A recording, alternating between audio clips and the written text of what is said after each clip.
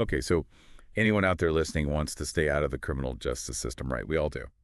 Well, we've been going through the research that you sent in, and it's kind of crazy how easy it is to get caught up in the system. The author even calls it the new plantations.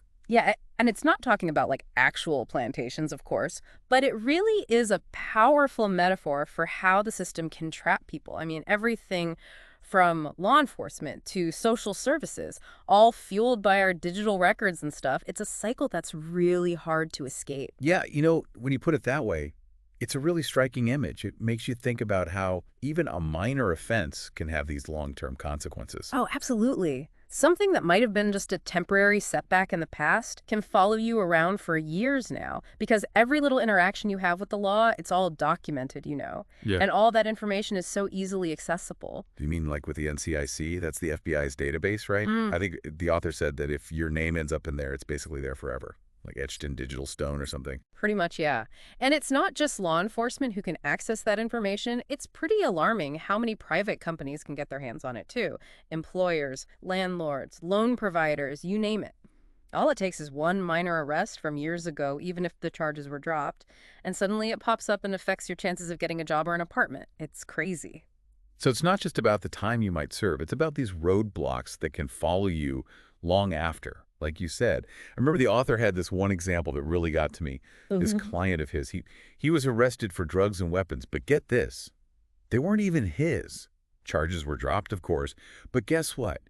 Every single time he gets pulled over, armed trafficker flashes up on the cop's computer. Man, can you imagine the stress? Every traffic stop, you're treated like a criminal. It doesn't matter what the truth is. That digital record, that's what defines you. And that's really what the new plantations idea is all about. It's that feeling of being stuck, even when you're technically free. Wow, yeah, that is pretty sobering. Okay, so we can agree this system, it's got a long reach, but if we want to arrest-proof ourselves, which is what the author wants us to do, we have to understand how this whole thing works. He talks about all the key players involved, the cops, the real bad guys, and then the clueless horde, I think he calls them that, which, let's be honest, most of us have probably been in that category at some Well, point, all right? yeah, definitely. And I think understanding the motivations and behaviors of each group is super important, especially when it comes to the police, because the author makes a good point. A lot of times, officers are basically judged on how many arrests they make, not so much about community outreach or preventing crime, you know? So it's like they're kind of encouraged to make arrests, even for minor stuff. Yeah, exactly. He even talks about how in his city, the police headquarters, they have these cases on display full of all the weapons they've taken off the streets, but there are zero pictures of like community events or anything positive like that. It's kind of like a trophy case, isn't it? Yeah. Really sends a message about their priorities. For sure. It's like a reminder of what gets rewarded. And to make things even more real, he actually shares a personal anecdote about Oh, this. yeah. Yeah, he used to be a police officer himself, and he talks about how he actually quit smoking just so he could run faster and catch more bad guys. Wow, that's dedication. But it also shows you how ingrained that focus on arrests can be. Totally. He calls the whole thing police pinball, where arrests and tickets are like points. Like they're playing a game. Exactly. And to get more points, he says officers might try and flush rabbits, basically making people react so they can justify an arrest. So even if you're doing nothing wrong, your behavior could be used against you, especially if you fit a certain profile. Unfortunately, yeah, that's a real thing. And that brings us to remember that term, the clueless horde. Mhm. And that's most people. They end up easy targets for the system because of bad choices, bad judgment, or just not knowing how things work. And the author, he actually lists some common behaviors that land people in that clueless horde category. Okay, let's get into that then. Like, what are some of those things that make someone part of that clueless horde? Well, he mentions things like bad manners when you're dealing with cops, ignoring like official paperwork, and not really understanding your legal rights, or not having a lawyer when you need one, that kind of stuff. Yeah, it's funny how it's these little things you don't really think about that can make such a huge difference. Exactly. He also talks about lifestyle choices that can make you more visible to law enforcement, like what he calls the urban outdoorsman lifestyle. Urban outdoorsman. Not sure I've heard that one. What's that mean? Basically, it's people who spend a lot of time, just out on the streets, which obviously makes them way more likely to have run-ins with police, even if they're not doing anything So wrong. you don't even have to be doing anything illegal. You're just in the wrong place at the wrong time. Yeah, and looking the wrong way, too. The author points out that, like it or not, appearances matter. He's seen firsthand how people who fit a certain stereotype are way more likely to get the attention of law enforcement. Man, that's a tough pill to swallow.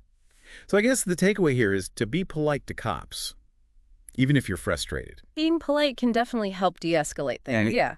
But it's bigger than that. It's also about reading your mail, understanding legal documents, knowing your rights, and getting a lawyer if you need one. Basically just taking control and being proactive so you don't fall into those traps. it sounds like knowing what you're doing is really important in this situation. Oh, 100%.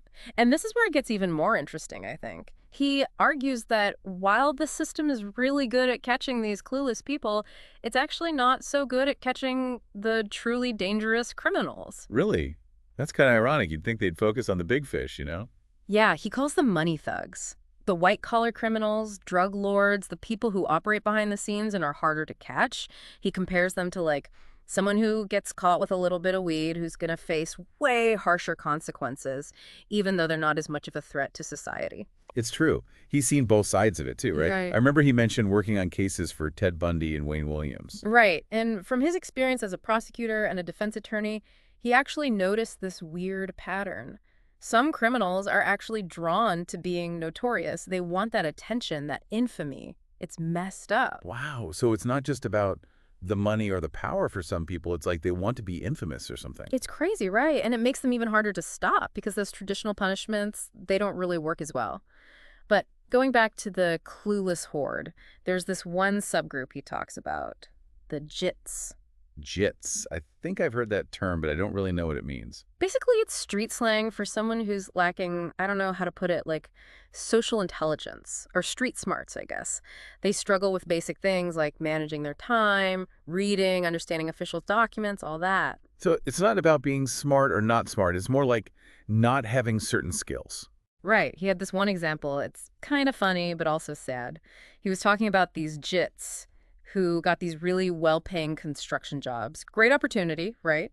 But they couldn't get it together to show up on time every day. Oh, no, really? That's got to be frustrating for everyone. And it just shows how even small things like that can really mess things up.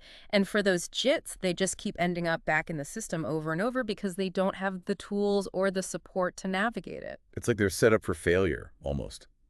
So for our listener, for anyone trying to avoid that, what's the takeaway here? I think it comes down to recognizing those clueless tendencies in ourselves, no matter how small, and then trying to fix them, whether it's getting better at managing your time, learning more about your rights, or asking for help, all those things. We can actually do stuff to avoid getting caught up in the system. So basically being self-aware and taking Yeah. those little steps that can make a big difference over time. Yeah.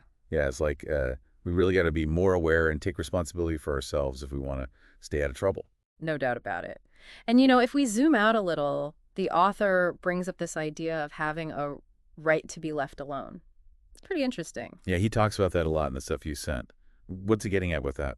He's basically saying that with all this technology around us where everything we do is tracked and recorded, our right to privacy and being left alone is more important now than ever. I Think get you. about it. GPS, cameras everywhere, everything you do online, it's all being watched and stored. Yeah, it is kind of creepy when you stop and think about it. All that info just floating around out there. And it could be used against you, in ways you wouldn't even think of. Your location data could put you at a crime scene even if you weren't there. Your online searches could be taken the wrong way. Even something you post on social media could be twisted around. So even if you're playing by the rules, you're still exposed. Pretty much. It makes you think about how we're going to balance security and freedom in a world where technology is always pushing the limits. Yeah, it really changes how you think about freedom, doesn't it? Like, what does it even mean to be free when someone's always watching and judging everything you do? That's a question he leaves us with. How do we protect that right to be left alone in a world that's so connected? It's a good question. Something to think about for sure. So after going through all this research, what's the most important thing someone can do to stay out of the system? I'd say it boils down to three things: awareness, knowledge, and action. Know what you're up against, understand how the system works, and then actually do something to reduce your risk. Like the author says, you got to arrest proof yourself. And remember, you're not powerless. You have more control than you think. You can choose to stay off those new plantations, both in the real world and the digital one. Absolutely. If you make smart choices and understand how the game is played, you can navigate this whole crazy system and not become another statistic. Great advice. Well, that's about it for our deep dive into how to arrest-proof yourself. It's been a really interesting look at the criminal justice system and how to stay out of trouble. Yeah, for sure. It's something that we don't talk about enough, and I think this has given our listeners some real insights and things they can actually use to protect themselves.